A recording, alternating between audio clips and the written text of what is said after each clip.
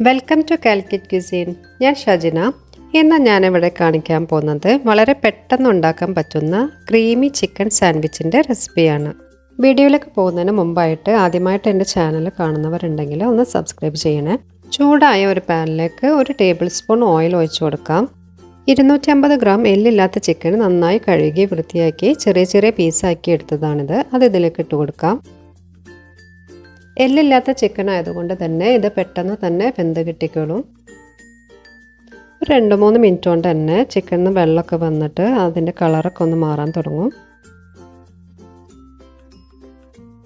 ഈ സമയത്ത് ഇതിലേക്ക് ആവശ്യത്തിനുള്ള ഉപ്പിട്ട് കൊടുക്കാം.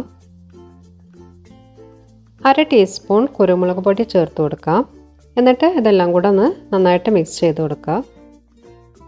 ഇപ്പോൾ ചിക്കനൊക്കെ നന്നായിട്ട് വെന്ത് വന്നിട്ടുണ്ട്. ഇതൊരു പ്ലേറ്റിലേക്ക് മാറ്റി വെക്കാം.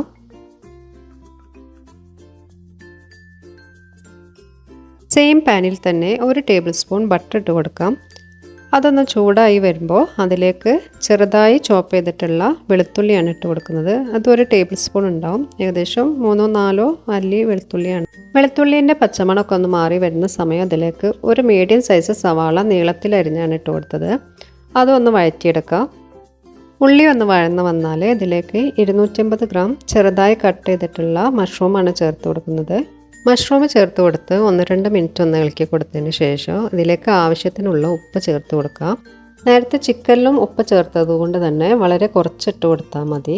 1/2 ടീസ്പൂൺ ചില്ലി ഫ്ലേക്സും കൂടെ ചേർത്തിട്ട് എല്ലാം കൂടെ ഒന്ന് നന്നായിട്ടൊന്ന് യോജിപ്പിച്ച് കൊടുക്കാം. ഇനി ഇതിലേക്ക് 1 ക്യാപ്സിക്കം ചെറുതായി കട്ട് ചെയ്താണ് അതും ഇട്ട് കൊടുക്കാം. ഇതൊന്ന് ഇളക്കി കൊടുത്തതിന് ശേഷം ഇതിലേക്ക് നേരത്തെ നമ്മൾ കുക്ക് ചെയ്ത് വെച്ചിട്ടുള്ള ചിക്കൻ ഇട്ട് കൊടുക്കാം.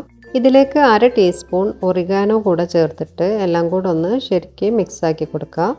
ഇതിലേക്ക് വേറെ മസാലപ്പൊടികളൊന്നും ചേർത്ത് കൊടുക്കുന്നില്ലേ. 1/2 കപ്പ് കുക്കിംഗ് ക്രീം ഇതിലേക്ക് ചേർത്ത് കൊടുക്കാം.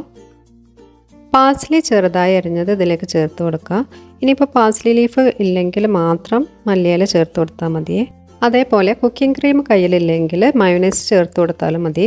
മയോണൈസ് ചേർത്ത് കൊടുക്കുമ്പോൾ ഫ്ലെയിം ഓഫാക്കി ഫില്ലിങ് തണുത്തതിന് ശേഷം മാത്രം ചേർത്ത് കൊടുത്താൽ മതിയേ. അവസാനമായി ഇതിലേക്ക് 2 സ്ലൈസ് ചെഡാർ ചീസാണ് ഇട്ട് കൊടുക്കുന്നത്. ചെഡാർ ചീസ് ഇല്ലെങ്കിൽ മൊസറല്ല ചീസ് ആയാലും മതി. ചീസ് ഒന്ന് മെൽറ്റ് ആവുന്നത് വരെ ഒന്ന് നന്നായിട്ട് ഇളക്കി കൊടുക്കുക. ഇപ്പോൾ സാൻഡ്വിച്ചിലേക്കുള്ള ഫില്ലിങ് ഇവിടെ റെഡി ആയിട്ടുണ്ട്. സാൻഡ്വിച്ച് ഉണ്ടാക്കാൻ വേണ്ടിയിട്ട് 2 സ്ലൈസ് ബ്രെഡാണ് എടുത്തത്. അതിലേക്ക് കുറച്ച് ബട്ടർ തേച്ച് കൊടുക്കാം. അടുത്ത സ്ലൈസ് ബ്രെഡിലും ബട്ടർ തേച്ച് കൊടുത്തിട്ടുണ്ട്. ഇനി ഒരു ചൂടായ പാനിലേക്ക് ബട്ടർ തേച്ച ഭാഗം ബ്രെഡ് ഇങ്ങനെ വെച്ച് കൊടുക്കാം. അടുത്ത പീസും ഇതേപോലെ വെച്ച് കൊടുക്കാം. ഇതൊരു മീഡിയം ഫ്ലെയിമിലിട്ടിട്ട് അടിഭാഗം ഒരു ലൈറ്റ് ഗോൾഡൻ കളർ ആവുന്ന വരെ ഒന്ന് ടോസ്റ്റ് ചെയ്തെടുക്കാം. ബ്രെഡ് ടോസ്റ്റായി വന്നാൽ അതിൻ്റെ മുകളിലായിട്ട് നമ്മൾ നേരത്തെ ഉണ്ടാക്കി വെച്ചിട്ടുള്ള ചിക്കൻ്റെ ഫില്ലിങ് വെച്ച് കൊടുക്കുക. ബ്രെഡിൻ്റെ 4 സൈഡും എത്തുന്ന രൂപത്തിൽ ഫില്ലിങ് ഒന്ന് സ്പ്രെഡാക്കി വെച്ച് കൊടുക്കുക. ഇതിൻ്റെ മുകളിലായിട്ട് മറ്റേ പീസും വെച്ച് കൊടുക്കുക. എന്നിട്ട് കൂടുതൽ സമയം വെക്കേണ്ട ആവശ്യമില്ല. ഒന്ന് നന്നായിട്ട് പ്രസ് ചെയ്ത് കൊടുത്തതിൻ്റെ ശേഷം അപ്പോൾ തന്നെ എടുക്കാവുന്നതാണ്. ഇത് സാൻഡ്വിച്ച് മേക്കറിലും ചെയ്തെടുക്കാവുന്നതാണ്. നേരത്തെ ചെയ്ത പോലെ തന്നെ ബ്രെഡിൻ്റെ ഒരു സൈഡിൽ ബട്ടർ തേച്ച് കൊടുത്ത് അതിൻ്റെ നടുഭാഗത്തായിട്ട് ഫില്ലിങ് വെച്ച് കൊടുത്ത് അതിൻ്റെ മുകളിലായിട്ട് മറ്റേ ബ്രെഡും കൊണ്ട് വെച്ച് കൊടുത്തതിന് ശേഷം ടോസ്റ്റ് ചെയ്തെടുക്കാം. 2 മിനിറ്റിൻ്റെ ഉള്ളിലായിട്ട് ഈ സാൻഡ്വിച്ച് ഇവിടെ റെഡി ആയിട്ടുണ്ട്. ഈ സാൻഡ്വിച്ച് ചൂടോടെ തന്നെ കഴിക്കാൻ വേണ്ടി നോക്കണേ.